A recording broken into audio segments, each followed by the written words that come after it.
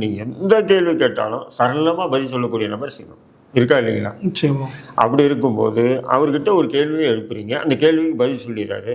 அது இல்லை இதுதான் அப்படின்னு சொன்னால் அப்போ என்கிட்ட நீ தான் அறிவாளி மயிலாச்சா? புரிதா இல்லைங்களா?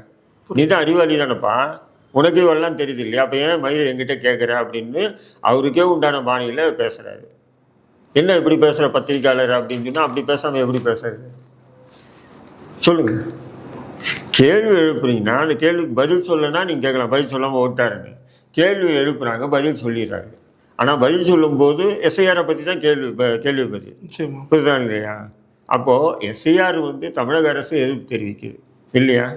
எதிர்ப்பு தெரிவிக்குது. அப்போ எதிர்ப்பு தெரிவிக்கும் போது தமிழக அரசு ஊழியர்கள் தானே இந்த எஸ்ஐஆர் படிவங்களை பிஎல்ஓக்களாக இருக்காங்க அப்படின்னு அவர் சொல்கிறாரா இல்லையா? அதான உண்மை.